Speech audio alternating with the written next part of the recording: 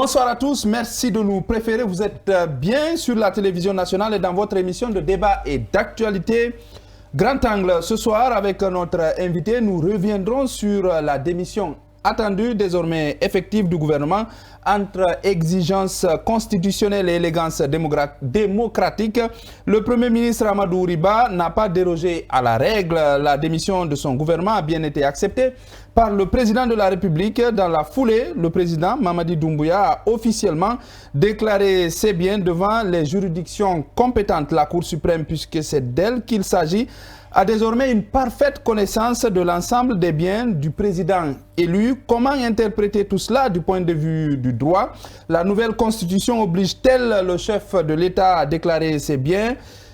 Vous saurez tout à l'heure avec notre invité qui est en route, proche peut-être, Mamadi Touakaba. Il est juriste, il sera là dans la deuxième partie de l'émission. Au compte de notre focus pour démarrer ce dernier numéro de la semaine, nous parlerons des acquis mais aussi des défis de la lutte contre l'occupation illégale du patrimoine bâti et non bâti de l'État sur l'ensemble du territoire national.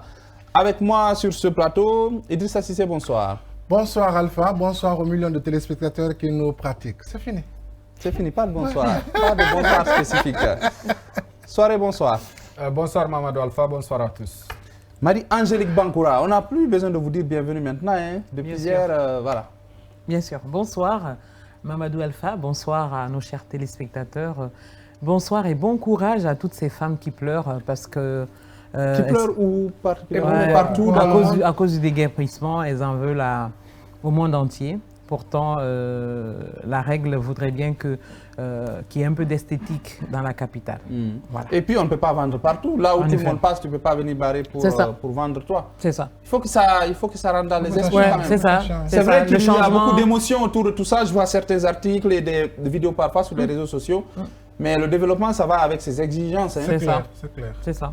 L'homme de Dingiraï. Oui, j'adore bien. Kalinko. J'adore bien le mot la Kalinko. Bonsoir Alpha et bonsoir à ceux qui nous regardent à Fourekaria ici et de l'autre côté de Mali. En fait, lui-même, il a bien parlé. Dingiraï là-bas, Fourekaria ici. D'accord. Ça veut tout dire.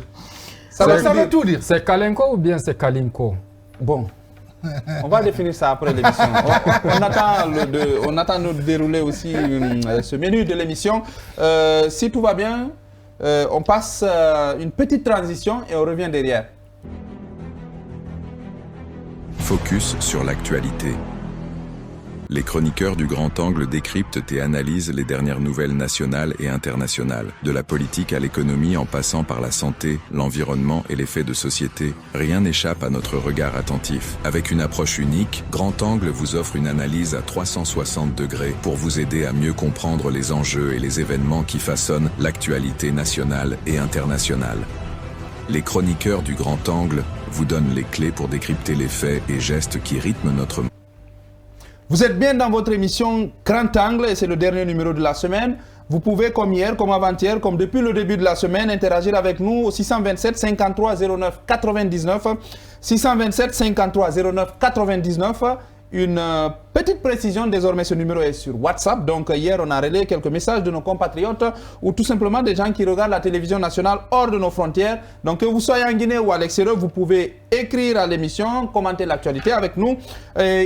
Soirée se chargera de relayer vos différents messages, bien sûr, de façon responsable et constructive. On commence avec vous, Cissé. On sait qu'au début il y a eu une grande bataille. Au-delà de ces déguerpissements-là, ça avait commencé aussi par les occupants illégaux du patrimoine bâti et non bâti de l'État. À l'époque, ça a créé beaucoup de problèmes parce qu'il y avait même des politiciens qui occupaient certains bâtiments de l'État pour toujours. Et d'autres familles, elles sont nombreuses à occuper de façon éternelle ces bâtiments que ces personnes sont censées occuper pour un certain moment. On nous dit qu'à Conakry, ça va, mais à l'intérieur, aujourd'hui, ce n'est pas facile. Oui, je crois que c'est l'un des actes forts que le CNRD à l'époque a posé. Parce que imaginez, il y a beaucoup de bâtiments qui appartiennent à l'État. On n'arrivait même pas à loger le gouvernement. Justement, on avait mais aujourd'hui, au moins, voilà, on arrive à loger tout le gouvernement et beaucoup de hauts cadres. Beaucoup de ces bâtiments étaient occupés par des personnes, le plus souvent qui ont servi dans l'administration, parce qu'il faut avouer ceux qui sont décédés. Oui, les enfants sont décédés, c'est les petits-enfants qui sont dans ces bâtiments. Ce n'est pas des personnes qui ne sont pas connues, c'est des personnes, à un moment donné, qui ont occuper des places plus ou moins importantes au sein de l'appareil de l'administration publique. Donc, quand le CNRD s'est attaqué à ce fléau, parce qu'il faut l'avouer comme ça, ce fléau, beaucoup avaient pensé qu'ils étaient intouchables. Beaucoup ont pensé qu'ils avaient peut-être des documents authentiques. Des gens qui avaient baillé des domaines pour 99 ans en plus. Qui avaient des documents authentiques qui ne pouvaient pas être inquiétés. Alors là, on a compris que quel que soit ton degré, quel que soit ton rang, si tu es illégalement, si tu occupes un bâtiment de l'État, tu peux être inquiété. Alors là, le CNRD nous a montré cette lancée.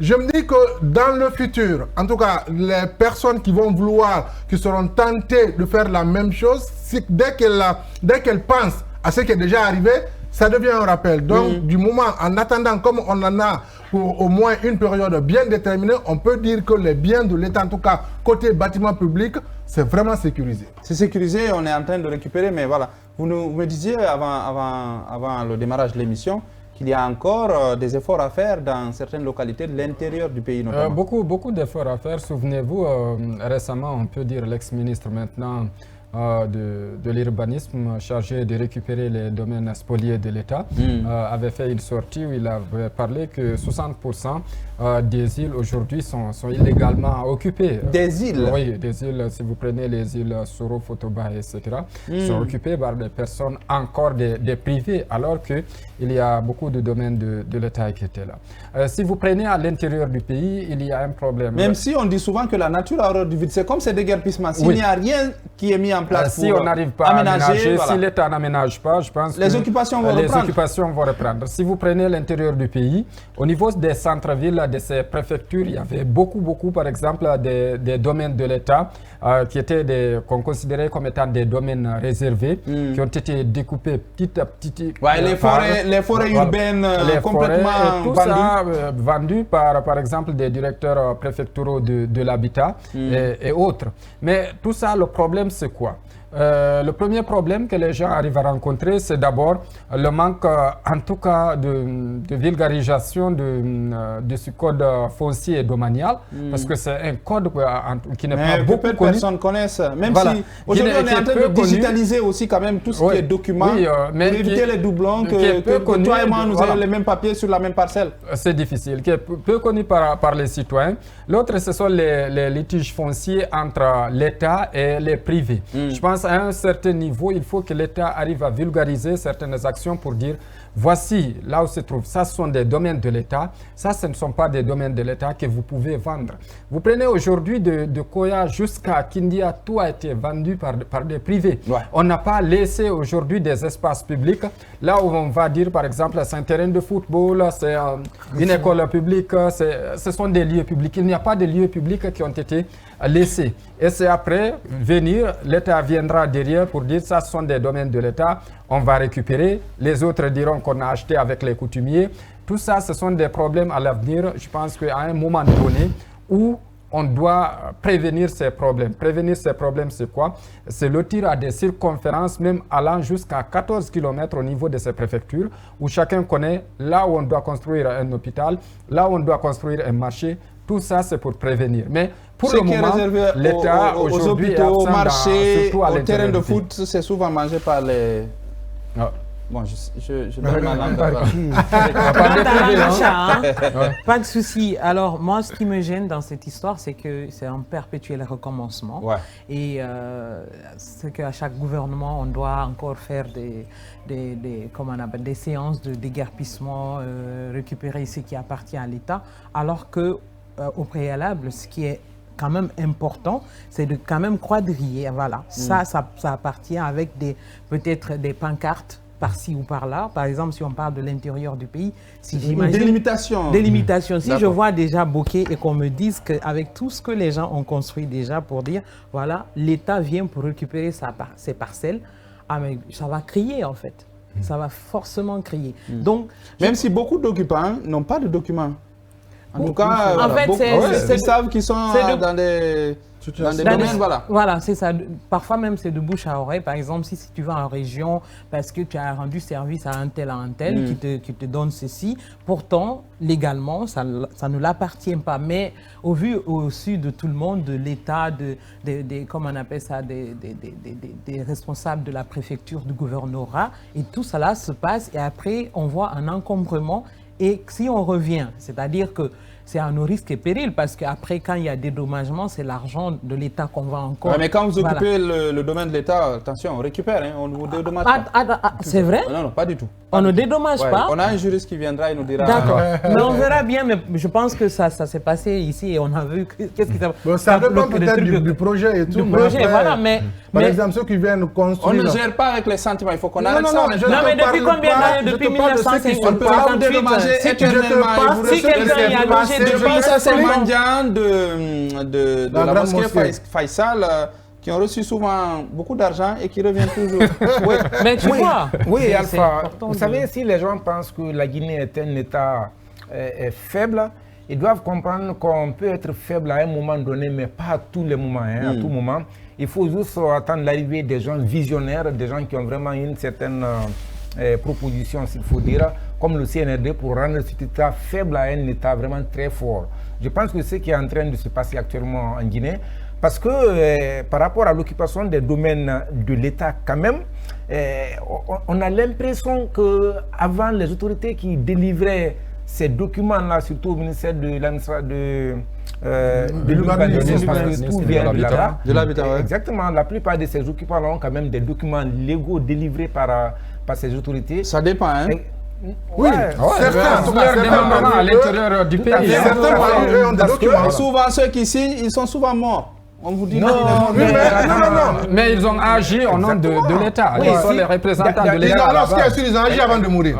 Si je prends par exemple Conakry, dans toutes les communes, il y a quand même un directeur communal de l'urbanisme, de l'habitat, quelque chose comme ça. Tu ne peux pas venir construire sans quand même passer par ces personnes-là. Donc ils doivent comprendre vraiment que en occupant un domaine public, quelle que soit la durée, je pense que tôt ou tard, vous allez vraiment céder. Parce que c'est un endroit qui appartient à tout le monde, pas à une seule entité, à une seule personne. Je pense qu'il faudrait que le CNR aille dans ce sens-là. Et allez-y surtout au niveau des bordures de mer, au niveau des mangroves qui sont présentement occupés. Si vous partez dans les bordures de mer, surtout en basse-côte ici d'Alpha, vous allez comprendre le degré, le niveau même de ces occupations anarchiques dans la ville de Conakry. Il faut vraiment aller au fond. Et souvent, beaucoup pensent que ceux qui doivent déguerpir, ce sont ceux-là même qui occupent ces et c'est là le problème. C'est là le problème. Parce qu'on a vu ici, il y a eu des déguerpissements. Des gens qui ont été touchés par après avec des relations au niveau de l'administration. Ils sont revenus encore, mais il faut vraiment aller... Je me rappelle de la forêt classée de Demoudoula. Alors là, ça a cassé jusqu'à un niveau. Après, ça s'est arrêté. Voilà, on a quelques messages avant d'aller à la pause pour recevoir notre invité, puisqu'il est déjà là. Bravo, bonsoir à Grand Angle, bravo à vous pour cette émission. Par contre, on doit prier Dieu qu'on ait un bon ministre de l'assainissement, car Conakry devenu, excusez-moi, mais l'ancien, il commençait quand même à... bien. Voilà un message qui doit intéresser vraiment Idrissa Cissé. Ok, d'accord. Nous allons continuer. Merci beaucoup pour l'émission, c'est un problème crucial. Avec le manque également d'une démagogie professionnelle. Je ne comprends pas ce qu'il est en train d'écrire, excusez-moi, appliquez-vous. Bonsoir Grand Angle, excusez-moi, ici on ne lance pas des SOS, voilà. Merci, bonsoir, c'est Mané depuis Fria, dans le quartier Bafon. J'aime votre émission.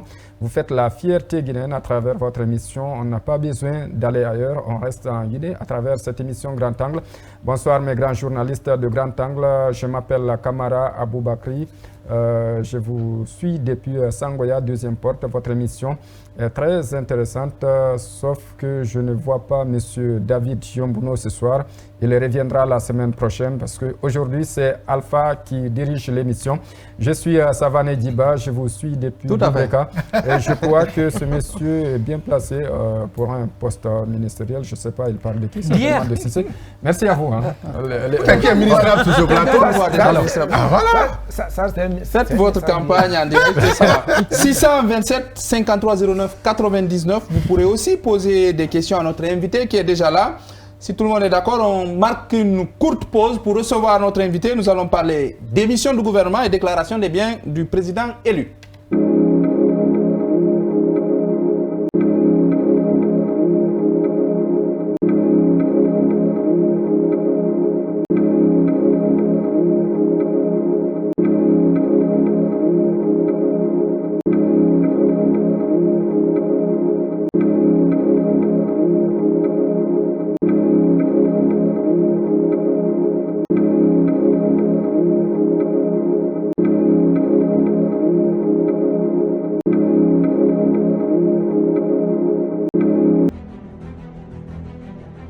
Face à l'invité. La vérité sans détour. Nos chroniqueurs poussent les portes de l'actualité et interrogent un acteur clé de la vie nationale. Sans tabou ni langue de bois, il répond à toutes les questions, offrant ainsi un éclairage unique sur les grandes préoccupations du moment. Grand Angle, votre tribune de libre expression, vous permet de mieux comprendre les enjeux de société, les défis politiques et les mutations économiques qui façonnent notre pays. Dans le strict respect des lois de la République et de la déontologie journalistique,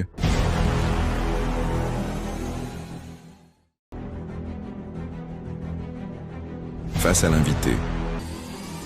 La vérité sans détour. Nos chroniqueurs poussent les portes de l'actualité et interrogent un acteur clé de la vie nationale. Sans tabou ni langue de bois, il répond à toutes les questions, offrant ainsi un éclairage unique sur les grandes préoccupations du moment. Grand Angle, votre tribune de libre expression, vous permet de mieux comprendre les enjeux de société, les défis politiques et les mutations économiques qui façonnent notre pays. Dans le strict respect des lois de la République et de la déontologie journalistique, si vous venez de nous prendre en marche, vous êtes bien dans votre émission Grand Angle. Notre invité, il est déjà là, bien installé. Vous le voyez déjà à l'écran. Il s'agit de Namadi Troakaba, il est juriste avec lui. Nous allons aborder en première partie la démission du gouvernement qui était attendue, qui est finalement arrivée. Il y en a qui pensent que c'était obligatoire, d'autres qui disaient tout le contraire. Dites-nous, est-ce que d'abord, il est obligatoire pour le gouvernement de démissionner après une élection majeure? Vous permettrez que je vous remercie pour l'invitation. Et il est évident que c'est ma première fois de passer dans cette grande émission. Merci pour cette invitation. Alors, la question que vous posez, elle est très pertinente. Et vous avez vu tout le débat qui a lieu dès l'investiture du président de la République élu. Nos concitoyens qui soir de la confirmation, ça commençait déjà à bouillonner partout. Donc, c'est pour dire que c'était devenu un sujet national où tout le monde se prononçait. Et ce qui dénote aussi l'intérêt que nos concitoyens trouvent maintenant par rapport à la gestion de la chose publique. Et donc, alors, qu'est-ce qu'on peut retenir en gros? On doit pouvoir dissocier de ce qui est obligation découlant d'une loi de ce qui est une pratique ou un usage républicain. Cette distinction, ma foi, elle est importante parce que tous ceux qui défendaient la démission du gouvernement, eh bien, s'appuyaient sur un usage républicain ou sur une pratique républicaine. Mais nullement ne pouvaient invoquer une disposition d'une loi, à commencer par la Constitution, pour exiger cette démission. Et donc, vous permettez que je fasse en revue les situations dans lesquelles la démission du gouvernement était une obligation prévue par la Constitution. D'accord. Il y a schématiquement 3 ou 4 situations où le gouvernement est tenu de démissionner et que cette démission n'est pas une faculté, mais une obligation prévue par la Constitution. Le premier cas... Et que le président est obligé d'accepter. Oui, une démission qui ne peut être refusée. Le premier cas, le premier cas, c'est celui qui est prévu à l'article 135 de la Constitution, la Constitution en vigueur. Cet article 135 prévoit que si l'Assemblée nationale adopte une motion de censure, c'est-à-dire vote une loi de censure contre le gouvernement, le gouvernement doit démissionner et cette démission ne peut être refusée par le président de la République. C'est dans la Constitution? Oui, dans la Constitution. Ouais. Mais dans quel cas l'Assemblée nationale exige ou peut voter une loi de censure contre le gouvernement? Vous savez, dans la collaboration entre les institutions de la République, il y a des moyens d'action réciproques. C'est-à-dire que l'Assemblée nationale peut engager la responsabilité du gouvernement, comme le gouvernement peut initier et peut amener le président à dissoudre l'Assemblée nationale. Ça s'est passé récemment en France, je ne sais pas si c'est pareil. Oui, c'est bien ça. Voilà. C'est les moyens d'action réciproques entre les institutions. C'est que les deux institutions peuvent s'influencer. Mais chez nous, le président de la République est en dehors de ce jeu politique-là. Ce jeu se passe entre l'Assemblée nationale et le gouvernement. Okay. Donc, lorsque l'Assemblée nationale constate, par exemple, qu'il y a un déficit ou un manque ou une insuffisance notoire en termes de résultats que le gouvernement devrait accomplir ou devrait atteindre par rapport naturellement à sa feuille de route. Oui. Donc l'Assemblée constate que le gouvernement, vraiment il y a une insuffisance notoire des résultats par rapport à la mise en œuvre de la feuille de route. L'Assemblée nationale peut initier une motion de censure contre le gouvernement. Ouais. Faire tomber le gouvernement. Faire tomber le gouvernement. Ouais. Donc il y a toute une procédure à suivre pour que cette loi soit votée. D'accord. Mais s'il est adopté, le gouvernement doit rendre sa démission et le président de la République ne peut refuser cette démission. Ça, c'est le premier cas. D'accord. On appelle ça donc la mise en œuvre de la responsabilité du gouvernement par l'Assemblée nationale.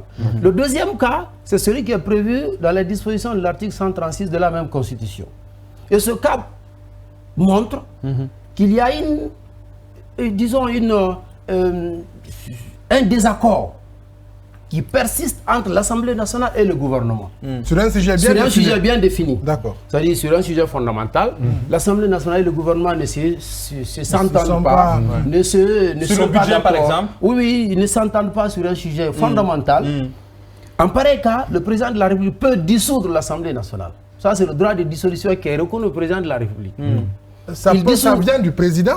Oui, en fait, c'est le président qui a le droit de dissoudre, mais l'initiative peut, comme le Premier ministre est du même côté que le président, ils sont du pouvoir exécutif, parce que la responsabilité du gouvernement qui est engagée, donc le président n'est pas concerné par cette responsabilité-là, donc on suppose dans la collaboration que le gouvernement lui aussi peut initier, peut demander au président de la République de dissoudre le gouvernement, l'Assemblée nationale. Mais ce qui est évident, le droit de dissolution est exclusivement réservé au président de la République. Donc le président de la République dissout l'Assemblée nationale. Les nouvelles élections législatives sont organisées. La nouvelle Assemblée est mise en place. Si cette nouvelle Assemblée renvoie ou adopte la même position que l'ancienne sur la question qui a provoqué la dissolution de l'ancienne Assemblée, le gouvernement doit démissionner. C'est automatique. On aurait dit que l'Assemblée a persisté 2 fois, donc double persistance législative. Et donc ça, c'est le deuxième cas où la démission... Le pouvoir arrête le pouvoir. Le troisième cas, et donc dans ce deuxième cas, ou dans le même article 136, il y a un troisième cas. Ce troisième cas, vous savez, la dissolution de l'Assemblée ne peut pas intervenir dans les 3 premières années de la législature. La législature, c'est 5 ans. Donc, la dissolution, le droit de dissolution reconnu au président de la République ne peut pas être exercé dans les 3 premières années de la législature. D'accord. Alors, si un problème oppose l'Assemblée nationale au gouvernement, c'est la Cour constitutionnelle qui doit trancher. Parce que le droit de dissolution ne peut pas encore être exercé. On est dans les 3 premières années de la législature. Donc, si ce désaccord existe entre ces deux institutions, Assemblée nationale et gouvernement, la Cour constitutionnelle est saisie et elle tranche. Alors, si le gouvernement ne se soumet pas à la décision de la Cour constitutionnelle, le président requiert la démission du gouvernement. D'accord. C'est-à-dire, on voit que l'Assemblée et le gouvernement ne s'entendent pas, la Cour constitutionnelle a tranché, mais l'arrêt, donc la décision de la Cour constitutionnelle n'est pas du goût du gouvernement, donc il n'a pas l'intention de se plier ou il ne se soumet pas à la décision de la Cour constitutionnelle. Alors, en pareil cas, le président de la République requiert la démission du gouvernement. D'accord. Ça, c'est donc le troisième cas. D'accord. Et le quatrième et dernier cas, prévu dans la Constitution, c'est au lendemain d'un référendum constitutionnel, c'est-à-dire une révision constitutionnelle qui a lieu, que ce référendum soit le oui qui l'emporte ou le non qui l'emporte, le gouvernement en fonction doit démissionner au lendemain des résultats définitifs du référendum. Donc voilà les 4 cas. C'est que pour les référendums en termes d'élection. Oui. Voilà. Donc, calmez-vous. Hein. Donc, tout le monde est calme ici. Constitutionnellement, voici la situation dans laquelle la démission du gouvernement est requise et une démission qui ne peut être refusée. Ça, c'est ce qui découle de la Constitution. Mais nous sommes dans la démocratie où c'est pas que le texte qui régit le fonctionnement des institutions. Il y a des usages et les usages, s'ils sont plusieurs fois répétés, qui deviennent des coutumes. Parce qu'on doit bien faire la différence entre un usage et une coutume. L'usage est la pratique. L'usage, c'est la pratique. Mais lorsque la pratique est régulièrement répétée et de manière constante, cette pratique requiert le caractère coutume. Et quand c'est une coutume, les juristes savent bien, la coutume a presque les mêmes caractères que la loi, parce qu'elle s'impose elle aussi. Sauf qu'elle n'est pas notifiée. Non, elle n'est pas écrite, justement. Mais si la loi ne fait pas, ça te colle à la peau. Donc voilà. Si la loi est écrite, la coutume, elle n'est pas écrite. C'est l'un des inconvénients aussi de la coutume. Et donc, pour le moment, notre démocratie est à un stade où on ne peut pas parler de coutume. Parce que le premier cas de démission, sauf erreur de ma part, d'un gouvernement de transition, c'est celui qu'on a connu en 2010, le gouvernement du feu Jean-Marie Doré, paix à son âme, qui a rendu sa démission. Il y a une pratique républicaine, ça se passe sous d'autres cieux. Et si nous aussi, notre démocratie s'inscrit dans cette logique-là, nous ne pouvons qu'être fiers et constater qu'on est en train de consolider nos acquis et une pratique qui est en train de s'installer. On va donner la parole à la seule dame d'abord. Soyons galants. Oui, parmi tous les points que vous avez cités, j'essaie de positionner cette situation de démission qui est intervenue pas plus tard qu'avant-hier. Hier, oui, voilà. Et donc, puisque vous parlez de coutume, ça ne nous arrange pas du tout. C'est mieux de se fier à tout ce que la loi nous dicte pour qu'on puisse avancer, pour qu'on puisse aller dans l'émergence. Dans ce cas-ci, de façon très simple, comment ça s'est passé en fait? Est-ce qu'il y a eu une pression de quelque part vers le Premier ministre pour aller vers le président ou... Expliquez-nous un petit peu, curieusement. C'est très bien, madame. Et ce que je peux dire, c'est que c'est d'abord une initiative du Premier ministre qui est à saluer.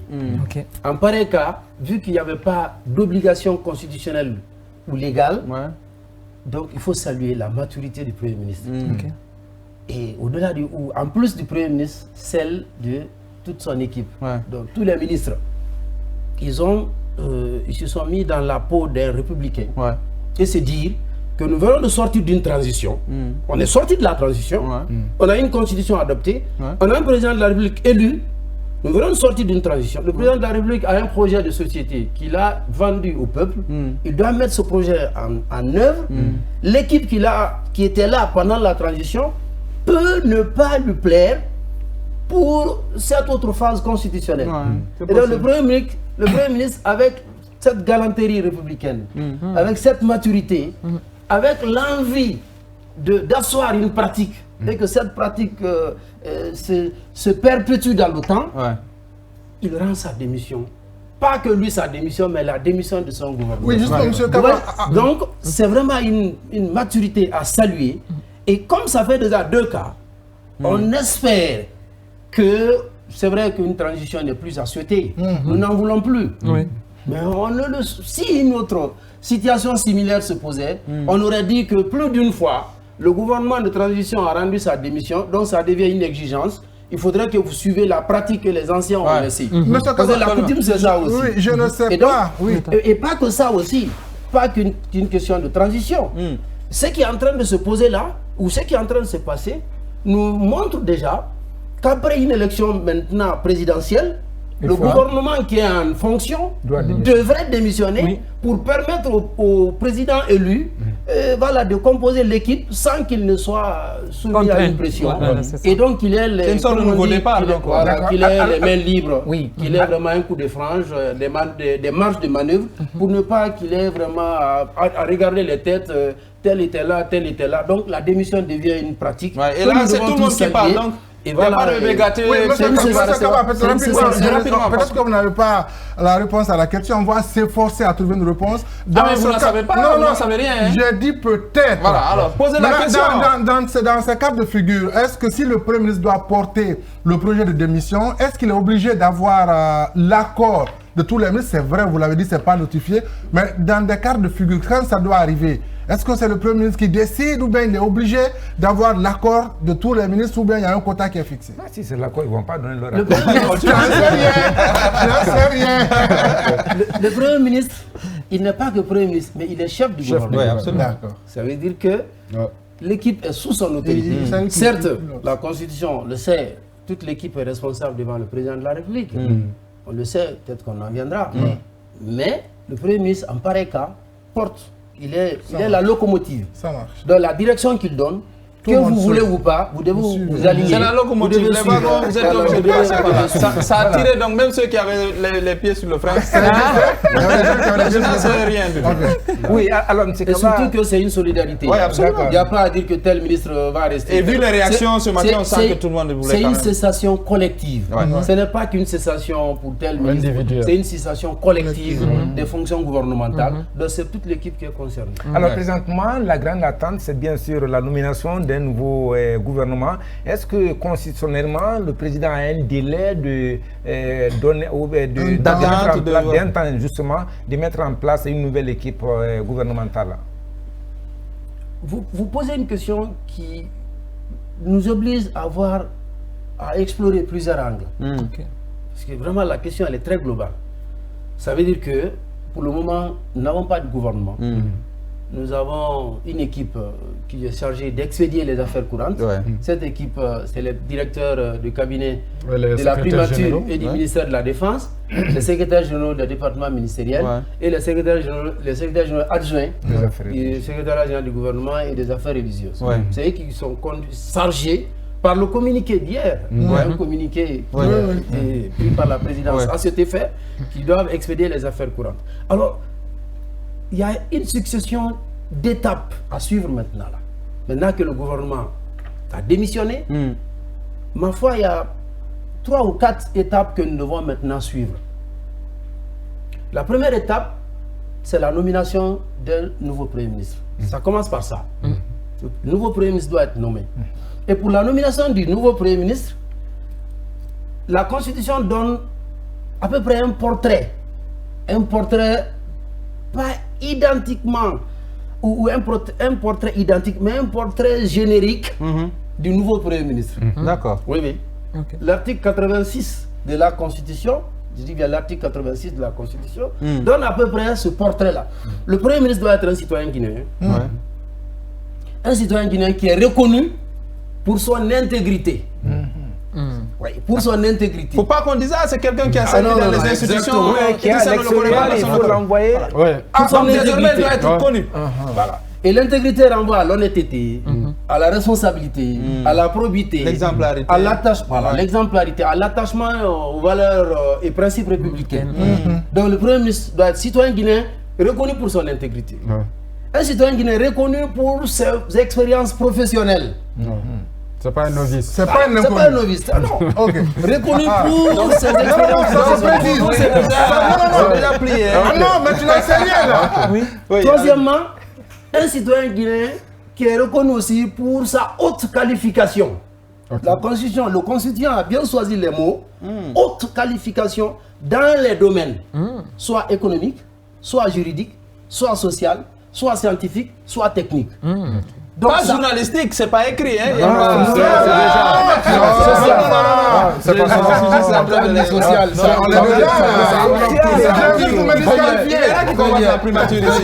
Est-ce que ça doit revenir au Moria tout le temps là? Donc, on dit bien ça, haute qualification Donc, on dit haute qualification, vraiment, ça doit être un Guinéen. Pas un analphabète. Bon, en tout cas, qui n'est pas cet homme ordinaire-là, qu'on peut retrouver. Qui n'est pas plus intelligent. Autre critère, ce citoyen guinéen qui a une connaissance des réalités politiques, des réalités sociales, des réalités économiques et des réalités culturelles du pays. Donc, ouais, le président de la République, il nomme qui il veut, c'est vrai. Il a un pouvoir discrétionnaire. Là, c'est bien cadré. L'article 66, l'article 80 aussi. Les deux articles pratiquement donnent ce pouvoir exclusif au président de la République. Il nomme qui il veut. La dame ou l'homme de son choix. Mais sauf que l'article 86 est, lui, il donne un certain... L'article 85, l'article 85 donne ce portrait robot-là qui doit tenir compte, la nomination doit tenir compte de ses exigences. Ça, c'est la première étape. Nommer un Premier ministre. Lorsque le Premier ministre est nommé, la deuxième étape, c'est que le Premier ministre doit proposer la structure du gouvernement au président de la République. Donc ça, c'est une autre étape. La structure. La structure du gouvernement. La structure du gouvernement. C'est lui qui propose. Ça veut dire qu'il est à l'initiative de faire la composition. Est-ce qu'il faut des ministères d'État? Est-ce qu'il faut les ministères? Est-ce qu'il faut des secrétaires d'État? Quel est le nombre de ministères qu'il faut? Le Premier ministre conçoit et il propose cette structure-là au président de la République. Ça, c'est la deuxième étape. Et vous voyez que tout ça ne peut pas se faire le même jour. Le Premier ministre est d'abord nommé, il lui faut du temps pour faire cette structure-là et il présente cette structure au président de la République. Donc, deuxième étape. Troisième étape, c'est maintenant la nomination des membres. Meubler cette structure-là. Et cette nomination-là est du pouvoir exclusif du président de la République. C'est lui qui nomme et qui met fin aux fonctions des ministres. Donc, vous voyez, maintenant que nous sommes dans cette situation, c'est vrai, il n'y a pas de vacances.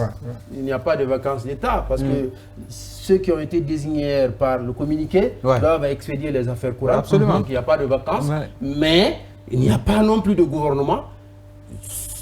La mise en place du gouvernement doit suivre ces Monsieur Kaba, la structure, c'est le Premier ministre qui propose au président. Tout à fait. La nomination des membres, c'est proposé par le PM ou c'est le choix discrétionnel du président? Le Premier ministre propose la structure, le président nomme. C'est ce que dit la Constitution. Ok, c'est clair. Il y a une question d'un téléspectateur. Bonsoir, Grand Angle, Abdul Karim Baldé de Matoutou. Une question pour l'invité. Pourquoi après la démission du gouvernement, il est demandé au ministre de garder les véhicules et leur protection jusqu'à la nomination d'un nouveau gouvernement? Ma foi, c'est un acte à saluer. Quand on analyse le communiqué d'hier, on peut retenir des axes prioritaires suivants. Premièrement, le président a salué ses homologues chefs d'État qui ont honoré de leur présence. Il a aussi salué le peuple pour sa mobilisation lors du jour de l'investiture. Mobilisation exceptionnelle. Oui, mais encore, le président de la République, il crée là une sortie honorable des ministres. Ce qui est une très bonne chose. Mais en tout cas, vous allez lever, après tout le monde passe, c'est le désert de quand même. Et vous savez, ça donne un signal. Le signal comme quoi vous avez servi la nation, la nation vous est reconnaissante. Ça, c'est un message fort. Et ça, les citoyens que nous sommes, nous devons être fiers de cette décision sage, excusez-moi du terme, le président il est très sage, mais j'ai vraiment envie de saluer la teneur de la décision, celle qui instruit de laisser les véhicules de service au ministre, de laisser qu'ils gardent les domiciles, pour ceux qui sont logés dans les bâtiments administratifs, mais aussi les gardes rapprochés. Ça, il faut qu'on encourage les dirigeants à quitter le pouvoir. C'est-à-dire, étant ministre, je sais quand même que en quittant le pouvoir, ce ne serait pas, comme on dit, à queue de poisson.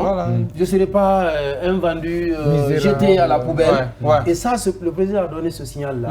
L'auditeur a posé une bonne question, et cette question-là qui amène vraiment à saluer la décision du président de la République. Alors, ma question personnelle est de savoir, est-ce que dans cette nouvelle constitution, il y a une nouveauté qui concerne le gouvernement? Oui. Nouveauté, peut-être c'est le renforcement des pouvoirs du Premier ministre. D'accord. Le Premier ministre, il a vraiment des pouvoirs renforcés. Parce que si vous lisez les dispositions qui consacrent les attributions du Premier ministre, vous verrez que le Premier ministre, le Constituant est allé jusqu'à dire que toute instruction donnée par le Premier ministre est à suivre à la lettre par le ministre. Ou tout document que le Premier ministre requiert d'un ministre, le ministre est tenu d'y répondre. Oui, donc le Premier ministre se trouve être renforcé, ça c'est vraiment un acquis. Et même les pouvoirs de nomination. Le CNT, le Conseil national de la transition, est en train d'élaborer des lois pour définir les domaines dans lesquels le Premier ministre doit nommer. Par le passé, on avait vraiment cette difficulté-là de distinguer les domaines dans lesquels le président de la République, plutôt le Premier ministre devrait nommer, mais le CNT est en train vraiment de travailler sur ça. Donc le Premier ministre, ma foi, je le trouve plus renforcé dans ses attributions et surtout son autorité face au ministre sectoriel. Parce que c'est pas un secret. On voyait certains ministres qui étaient très forts. Mais la Constitution, en tout cas de par le texte, maintenant ce qui reste, c'est la personnalité du Premier ministre. Parce que le texte peut vous conférer des attributions, mais c'est à vous de donner du poids, du contenu au pouvoir que la Constitution vous confère. Déjà, son porteur robot, naturellement, il aura ses... Non, c'est clair. Si on revoit tout ça... Alors, quand on voit, déjà c'est très salutaire, comme vous l'avez dit, ne pas tout retirer parce que vraiment, ils ont travaillé ensemble et ne pas se séparer à queue de poisson. Mais entre-temps, ça fait des pronostics dans les coulisses et pour dire que peut-être, ça c'est une stratégie pour dire qu'il y a certains ministres qui probablement pourraient revenir encore, alors que c'était des ministres de la transition. Qu'en pensez-vous? Oui, vous voyez, c'est comme un contrat qui est rompu et on rentre dans un nouveau contrat. Il faut renouveler. Voilà, le nouveau contrat n'est pas lié à l'ancien. Vous savez, si je pouvais faire le parallèle, la démission telle qu'on a connue là, serait assimilée à cette autre démission d'un salarié face à son employeur. Et on parle de la démission est une cause de cessation de la relation de travail, une cause de rupture de la relation de travail. Mais quelle relation de travail? Un contrat à durée indéterminée. Quand vous êtes dans un contrat à durée indéterminée, l'une des causes de cessation est la démission. C'est que le salarié peut à tout moment reprendre son indépendance et cette démission-là, elle est initiée par le salarié. C'est son initiative unilatérale d'ailleurs qui met fin à la relation contractuelle. L'inverse, c'est le licenciement lorsque c'est de l'employeur face au salarié. Donc vous voyez, le gouvernement a démissionné de son plein gré. Maintenant, cette première relation, elle est rompue. Maintenant, on rentre dans une nouvelle relation. C'est au président de la République, de manière discrétionnaire, de voir parmi l'équipe qui lui a servi dans l'ancienne équipe, seuls ceux qui méritent encore d'être repêchés ou d'être appelés à nouveau. Donc cette décision revient au président de la République. Mais si ça se fait, il ne faudrait pas que nos concitoyens trouvent à redire, parce que la Constitution donne la plénitude de cette compétence. Le président de la République de choisir qui il veut. Et naturellement, le président, il a un projet de société. Ce projet-là, il doit choisir les hommes et les femmes qui peuvent l'aider à matérialiser vraiment, ou à mettre en œuvre son projet de société. Parce que c'est lui qui sera évalué. Il a un mandat de 7 ans. C'est 7 ans fini, une nouvelle élection organisée. Et le peuple sera encore invité à exercer sa souveraineté. Comme on dit, la souveraineté nationale appartient au peuple. Il l'exerce soit directement par le référendum ou indirectement par la voix des représentants légitimement élus. Ces représentants légitimes, c'est le président de la République, c'est les membres du Parlement. Donc, après les 7 ans, le peuple sera encore invité soit à renouveler sa confiance ou à désigner un autre Guinéen. Donc, le président de la République a tout intérêt de miser sur la compétence. Et ça, je suis certain qu'il n'hésitera pas. Parce que c'est d'abord lui qui est le premier bénéficiaire. Il a pris un engagement face au peuple. Cet engagement, il le tient à cœur. Et pour le matérialiser, ce n'est pas lui seul qui peut le faire. Il lui faut un gouvernement sur lequel il va s'appuyer, à qui il va donner des instructions et exiger des résultats. Si déjà il est convaincu que cette dame n'est pas de nature à m'aider, mais je la nomme, ça veut dire que et naturellement, c'est une chose et son contraire. Donc je suis certain que le président, mesurant la plénitude de la responsabilité, il va miser sur des femmes de compétences, des hommes de compétences pour l'aider à assumer la charge présidentielle que le peuple lui a confié pour un mandat de 7 ans. Oui, présentement, les sacrifices continuent. Alors, et les cramois. Ça, c'est une façon d'analyser les choses. Oui, l'autre aspect très fort hier, c'était la présentation des biens quand même. Le président a donné le ton oui, hier. mais on va y venir parce qu'on voulait complètement finir avec la démission du gouvernement. Et puis on va parler de la déclaration des biens. Oui, Mohamed Lamine Abba à Kakbelen qui demande ici si les ministres qui seront nommés seront auditionnés par l'Assemblée nationale pour approuver. Non. Non. Ce qui s'est fait, c'est cette procédure qu'on vient de mais avec l'arrivée du Sénat? Oui, non, cette audition, non, il n'y aura pas d'audition. En tout cas, l'avis du Sénat, c'est au président de la République de décider est-ce qu'il faut requérir l'avis du Sénat ou pas par rapport à cette nomination. D'accord. D'accord. Mais ce n'est pas une obligation. Pour dire qu'obligatoirement, il faut que le Sénat se prononce sur les hommes et les femmes, l'intégrité des hommes et des femmes qui doivent être nommés dans le gouvernement. Non, ce n'est pas le cas. Le Premier ministre propose la structure et le président choisit les Guinéens, qui répondent à ses exigences. Oui, vous avez un peu expliqué le portrait robot du futur Premier ministre qui pourrait présenter la structure du gouvernement. Au vu de la dynamique actuelle, de ce qui est fait, de ce qui est envisagé, pour vous, ça sera quoi les grandes priorités de la future équipe gouvernementale? J'avoue que cette priorité, elle revient au président de la République de définir qu'est-ce qui lui tient à cœur et de manière chronologique, des étapes. Mais la première priorité, ma foi, elle est déjà annoncée dans le communiqué d'hier. Le communiqué d'hier annonce l'organisation des élections législatives, ou la date de l'organisation des élections, de la tenue des législatives le mois prochain. C'est que le mois prochain, le président de la République va annoncer, va s'adresser à la nation par quelques moyens que ce soit, pour dire la date des élections législatives. Oui, c'est déjà une première priorité. Donc, le Premier ministre qui va être nommé, naturellement, doit prendre ça comme une première priorité. L'organisation des élections législatives. Ça doit être une première... Parce que c'est déjà annoncé. C'est annoncé. Donc, qu'est-ce qu'il faut pour que cette élection, ou ces élections, parce que n'oublions pas les élections législatives, les 2 tiers des membres de l'Assemblée seront élus au scrutin uninominal ou plurinominal. Le scrutin majoritaire à un tour, uninominal ou plurinominal, c'est que dans les circonscriptions, ce serait un ou plusieurs députés qui seront élus, ce soit dans les circonscriptions. Et le tiers sera élu suivant le scrutin de liste nationale à la représentation proportionnelle. Donc, ces 2 élections, l'organisation de ces 2 élections-là me paraissent être comme l'une des premières priorités à laquelle le nouveau Premier ministre devrait faire face. Maintenant, après ça c'est mes avis. Oui, bien sûr. Qui doivent des citoyens. Oui, des citoyens, bien entendu. C'est encore renforcer le tissu social.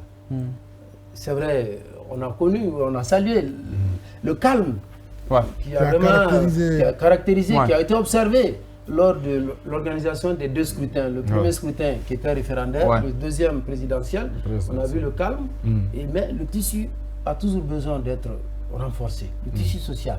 Et d'ailleurs, le Premier ministre, l'une de ses attributions, c'est cette promotion-là.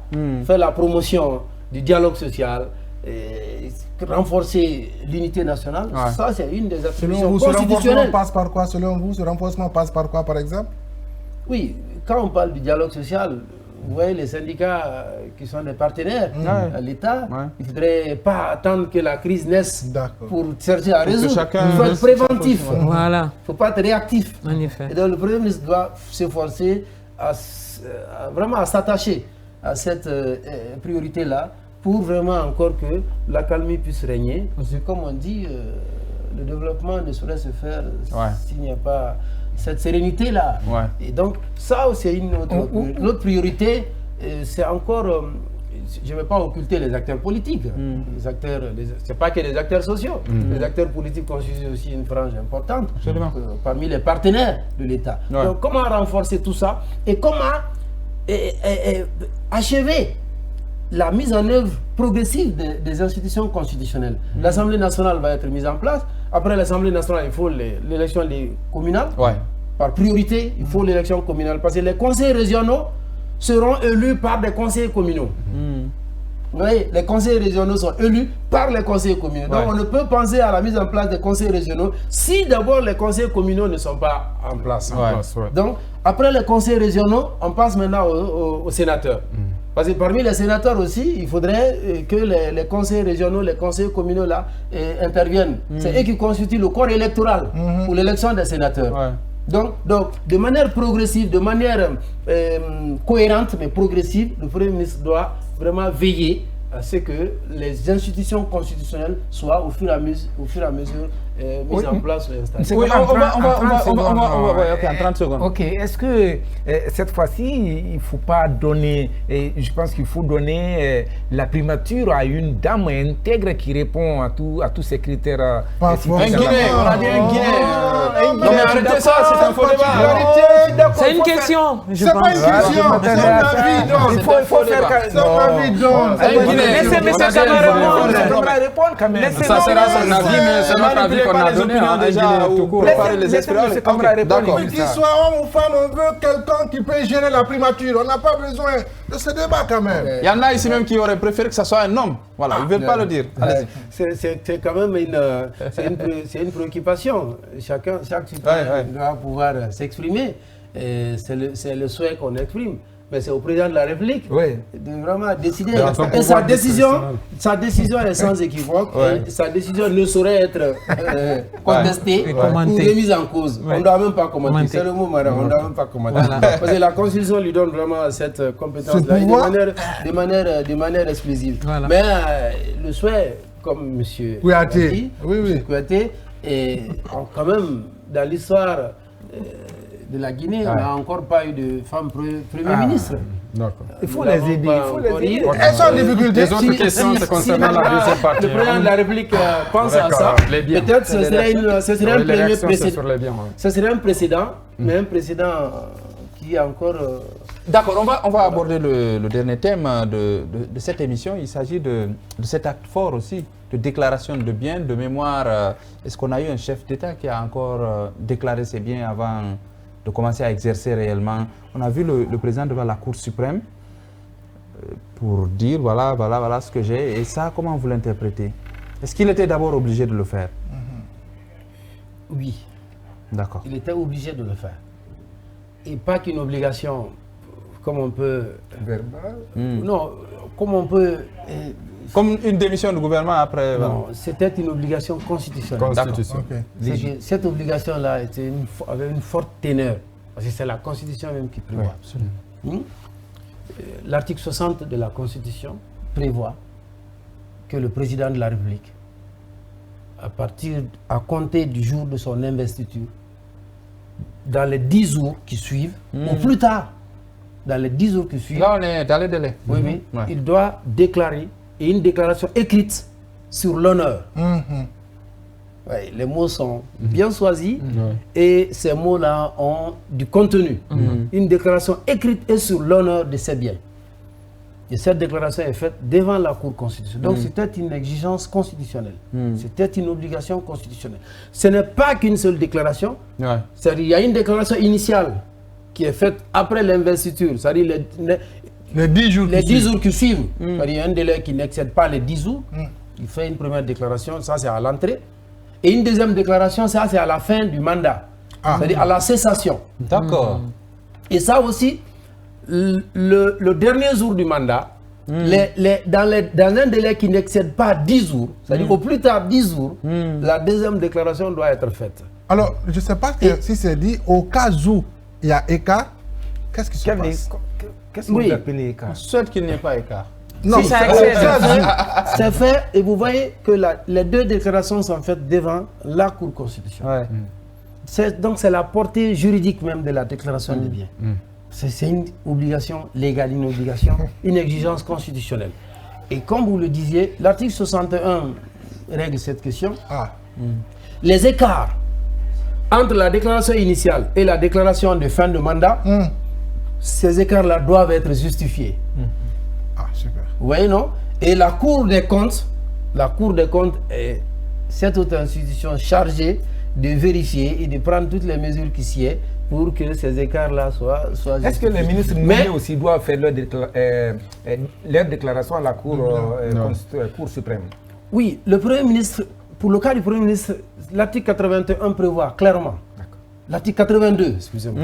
L'article 82 prévoit le cas du Premier ministre. Lui aussi, à sa nomination, c'est-à-dire les 10 jours qui n'excèdent pas après sa prise de fonction, il doit déclarer ses biens. Tout comme à la cessation de sa fonction de Premier ministre. Et vous voyez, l'autre portée de la déclaration des biens, cette portée morale-là, c'est l'exemplarité. Ce que le président de la République lui-même a fait, ce n'est pas un ministre qui va déroger à ce principe-là. Et donc, comme on dit, l'exemple en haut, l'imitation en bas. Le président a donné l'exemple.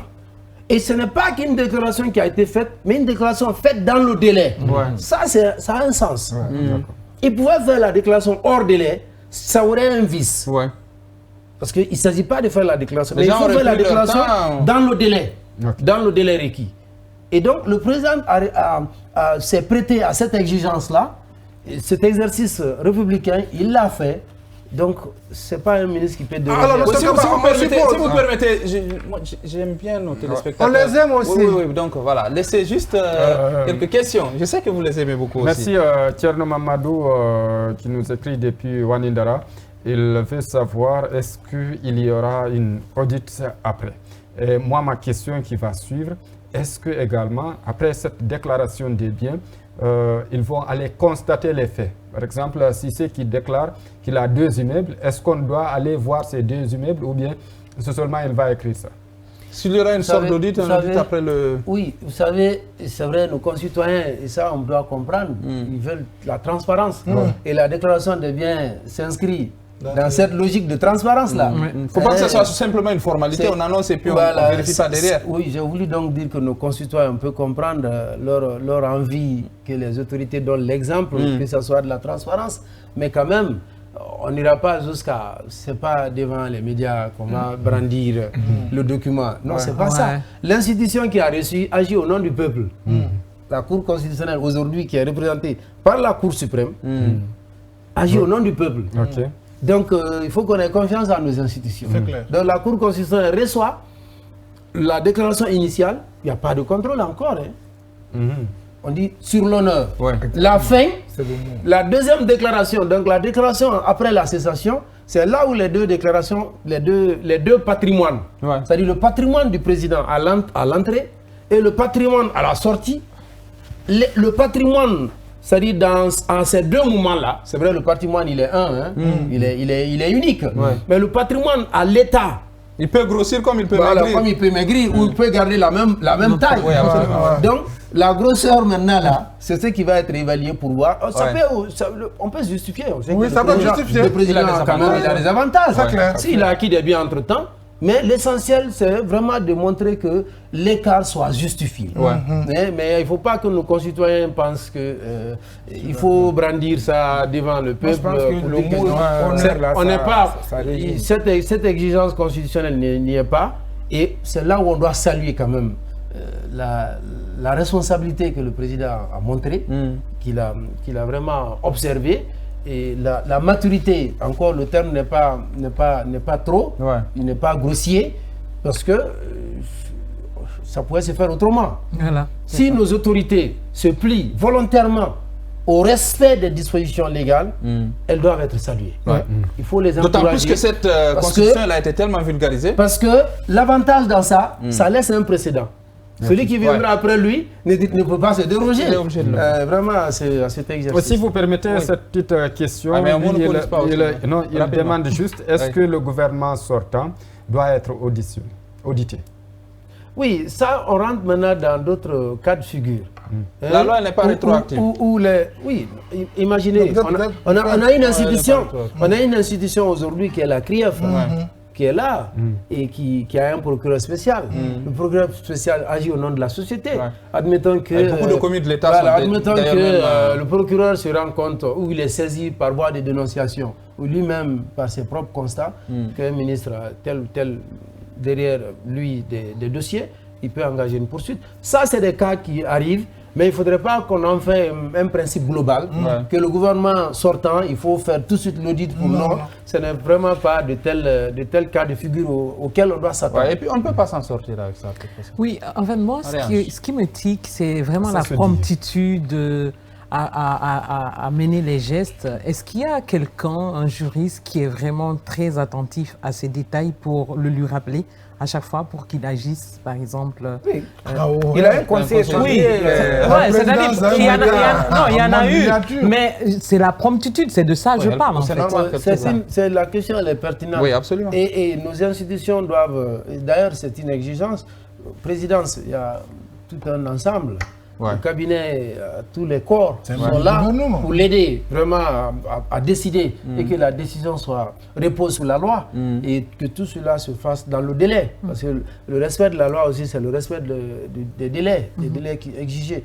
Alors vraiment, il faut noter que la présidence est dotée vraiment de ces cadres-là, de ces juristes, de ces économistes et d'ailleurs de tous les profils. Le président de la République a toute une panoplie de conseillers et a toute une équipe de conseillers qui l'entourent pour l'aider vraiment à prendre des décisions encore au bénéfice de la nation et dans différents domaines techniques. Oui, Soirée, dernière question. Cette question, je ne sais pas, mais on va la poser. Mohamed Dama, Boké Tamakene précisément. Les préfets et sous-préfets sont nommés sur quels critères?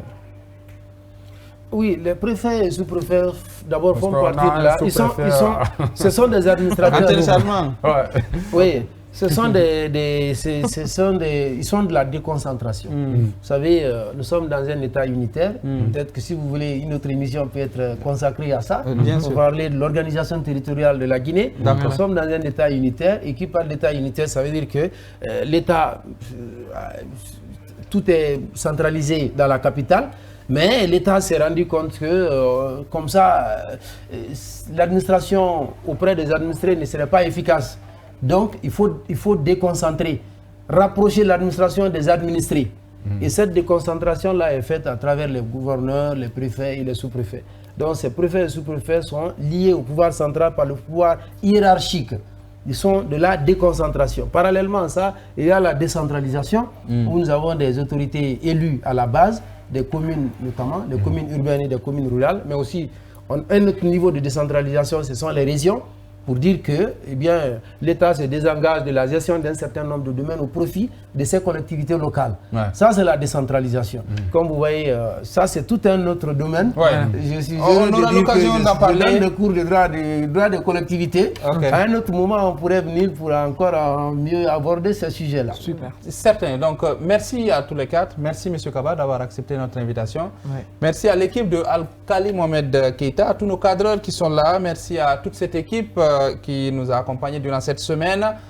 Lundi, ça sera le retour de David, bien sûr. Voilà, il est réclamé par certains téléspectateurs, pas tous, mais beaucoup aussi. Merci à vous qui nous regardez. La rediffusion, c'est à 23 h, si tout va très bien avec les équipes de Boyi. Pourront retrouver l'émission aussi sur YouTube. Voilà, ça c'est lui qui le confirme en direct.